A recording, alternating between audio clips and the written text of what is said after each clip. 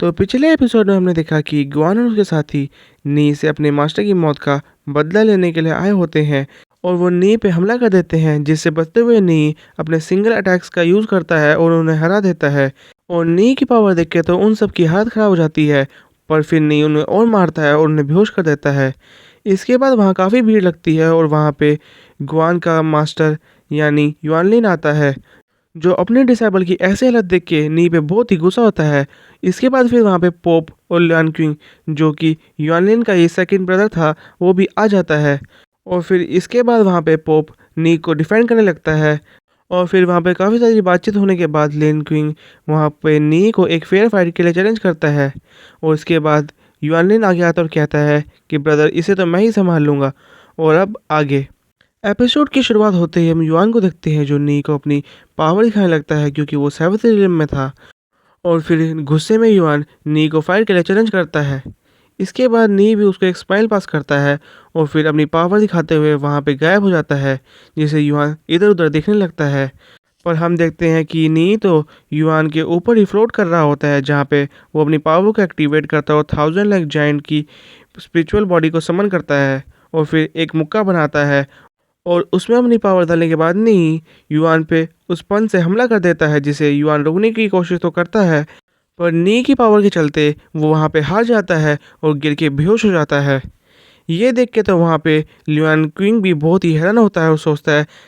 कि आखिर इस नी की कल्टीवेशन कितनी डीप है, क्योंकि इसने सेवंथ रंग के युआन को भी आसानी से हरा दिया है। इसके बाद हम देखते हैं कि नी भी वहाँ पे अब नीचे आ जाता है और कहता है कि क्या अब कोई और भी यहाँ लड़ने के लिए आना चाहता है। इसके बाद हम देखते हैं कि पोप का सर्वेंट नी को देख के कहता है कि पोप, आखिर ऐसा कैसे हो सकता है, नी तो फिफ्थ रिलम में है, तो वो एक सेवंथ रिलम के कल्टीवेटर को एक ही पंच में कैसे हरा सकता है।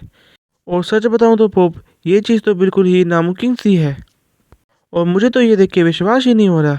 कि तभी फिर सीन लिंकिंग पर जाता है, जो सोच रहा होता है कि आखिर एक एक करके नी हमारी यूनियन वेल के डिसेबल को कैसे हराता जा रहा है, और हालांकि मैं इसे आराम से हरा सकता हूँ, पर इस नी की ऐसी पावर को देख के तो मुझे भी सोचना पड़ रहा है कि आखिर मैं इसे लड़ूं भी या नहीं। कि तभी फिर लिंकिंग की नज़र एक पेड़ के पास जाती है और वहाँ पे एक मिस्टीरियस सा आदमी खड़ा होता है, जिसने यूनियन वैली के ही कपड़े पहने हुए थे। और उसे देख के लियान कहता है,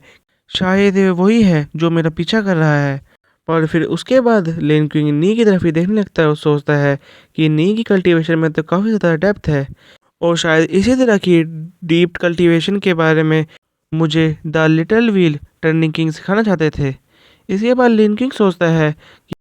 कि पोप और इस मिस्ट्री पर्सन के रहते हुए मैं अपनी पावर का यूज़ यहाँ नी पे नहीं कर सकता, वरना ये गलत माना जाएगा। और ये सब देखते हुए मुझे द फर्स्ट ऑफ 4 शेयर से भी निकाला जा सकता है, जो कि मेरे लिए बिल्कुल भी अच्छा नहीं होगा। और अगर ऐसा कुछ भी ना होता तो मैं इस नी को पलक झपकते ही अपनी पावर से आराम से हरा देता। और ये सब सोचने के बाद लिंकिंग कहता है, नी, क्योंकि मुझे पोप ने कहा है तो उनकी बात मानते हुए मैं तुम्हें यहाँ पे छोड़ रहा हूँ और मैं चाहता हूँ कि अब हम इस बात को यहीं पे ख़त्म कर दे। ये बात सुन के नी कहता है, तुम्हारा मतलब कि तुमने यहाँ पे अपनी हार मान ली। पर हम देखते हैं ये बात सुन के लिंकिंग कहता है, मैंने ऐसा कब कहा, और आखिर नी तुम चाहते क्या हो, आखिर मैं यहाँ पे क्या करूँ। और ये बात सुन के नी कहता है कि मैं तुम्हें यहाँ पे एक शॉर्ट फाइट के लिए चैलेंज कर रहा हूँ, और अगर तुम्हें हिम्मत है तो तुम मेरे इस चैलेंज को एक्सेप्ट करो। जिसकी बात सुन के वहाँ पोप का सरन भी हैरान होता है, जिसे पोप समझाते हैं कि नी स्टारलिस्ट के टॉप पे है और इसलिए काफ़ी सारे लोगों के सवाल उसके ऊपर खड़े हुए हैं, जिन सबको वो लिंकिंग से फाइट करके ख़त्म करना चाहता है, क्योंकि लिंकिंग को यूनियन वैली का अगला सक्सेसर यानी उत्तराधिकारी माना जाता है। और अगर वो लिंकिंग को यहाँ पे हरा देता है तो नी के ऊपर जितने भी सवाल है वो यहाँ पे हट जाएंगे। पर हम देखते हैं कि ये बात जानने के बाद भी पोप का सर्वेंट कहता है कि फिर भी पोप लिंकिंग नाइन्थ रिलम की पीक पे है और वो स्टार रिलम में कभी भी ब्रेक थ्रू कर सकता है। और क्योंकि नी अभी फिफ्थ रिलम में है, जिसकी वजह से उन दोनों के बीच में पावर का काफ़ी ज़्यादा गैप है, और इसी वजह से नी बिना नाइन्थ रिलम में पहुँचे हुए यहाँ पे लिंकिंग को नहीं हरा सकता। पर हम देखते हैं पोप अपने सर्वेंट का ये सवाल सुन के कोई भी जवाब नहीं देते, और हम नी को देखते हैं जो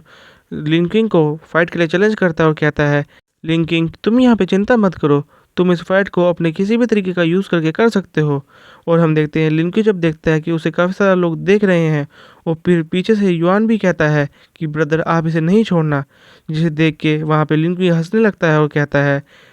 ठीक है नहीं, मैं तुम्हारे चैलेंज को यहाँ एक्सेप्ट करता हूँ, पर मुझे यहाँ लड़ने की कोई भी ज़रूरत नहीं है क्योंकि हमारे बीच में काफ़ी ज़्यादा पावर का गैप है। इसीलिए अगर तुम मुझे यहाँ पे आधा कदम भी पुश कर देते हो, यानी पीछे कर देते हो, तो मैं यहाँ अपनी हार मान लूँगा। जिसकी ये बात सुनने के बाद हम देखते हैं कि वहाँ सारा क्राउड बातें करने लगता है कि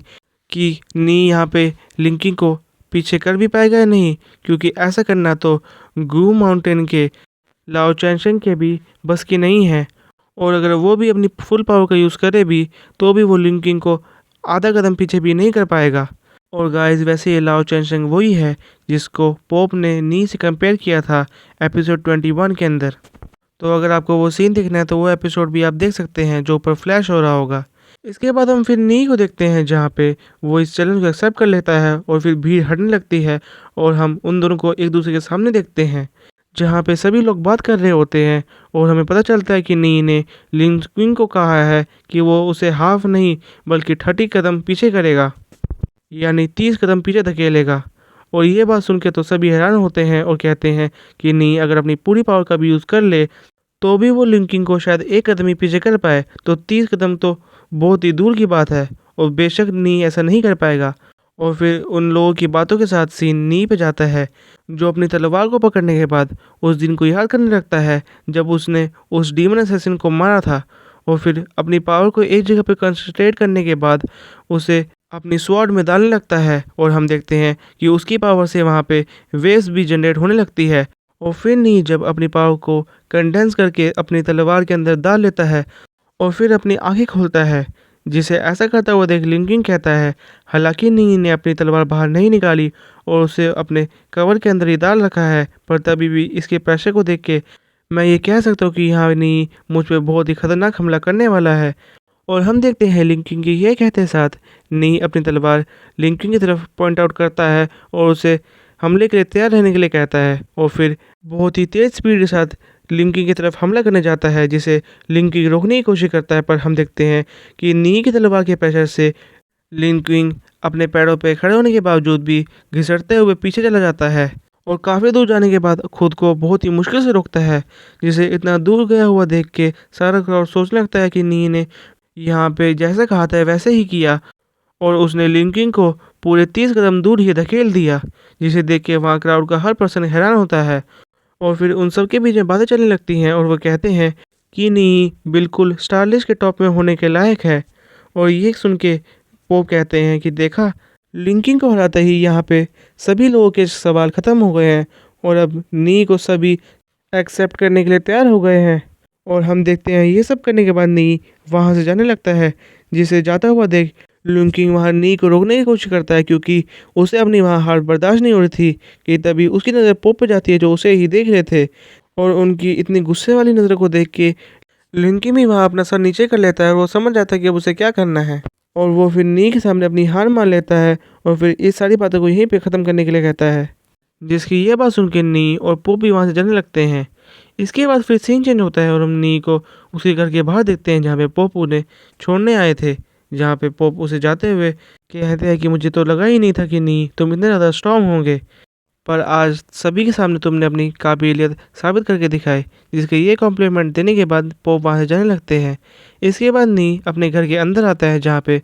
सूजन नी को घर के अंदर जाने लगती है और कहती है भाई आखिर तुम्हें इतनी ज़्यादा चोटें कहाँ से लगी। जिसकी बात सुन के नी कहता है कि मुझे ज़्यादा चोटें नहीं आई है और मैं बिल्कुल ठीक हूँ। और ये कहते कहते जब नी थोड़ा आगे चलने लगता है कि तभी वो नीचे गिर जाता है, जिसे देख सूजन घबरा जाती है और जैसे ही वो देखती है कि नी की बहुत बुरी हालत है तो वो वहाँ पे वो अपना हीलिंग पावर यूज़ करने का सोचती है। और फिर वहाँ अपनी पावर का एक्टिवेट करने के बाद अपने माथे में से काफ़ी ज़्यादा तलवारें को बाहर निकालती है और वहाँ पे एक सर्कल को क्रिएट करती है, जिसकी पावर से वो नी को हील करने लगती है। और फिर उस पावर का काफ़ी देर तक यूज़ करने के बाद सूजन नी को वहाँ से उठा के कमरे के अंदर ले आती है और फिर नी को बेड पर रखने के बाद वहीं पास में रखा हुआ वही मिस्टीरियस पेपर को उठा लेती है जो उसे केव से मिला था और कहती है ब्रदर नी, तुम्हारी ऐसी हालत जिसने भी करी है मैं उसे नहीं छोड़ूंगी। और तुम्हारा बदला लेते हुए उसकी हालत बहुत ही बुरी कर दूंगी। और हम देखते हैं सुजन के ये कहते ही ये एपिसोड यहीं पे ख़त्म हो जाता है। पर गाइस वीडियो ख़त्म होने से पहले मैं इंडिपोलियंट 1399 और शंकर शंकर 5916 को हमारी पिछली वीडियो पे कमेंट करने के लिए थैंक्स करना चाहता हूँ। और वैसे मैं इंडिपोलियंट 1399 को और भी थैंक्स करना चाहूँगा क्योंकि आपने मेरी लगभग सारी वीडियो पे ही कमेंट किया है, जिससे मुझे बहुत ज़्यादा मोटिवेशन मिली है। सो आपके कमेंट के लिए स्पेशली थैंक्स।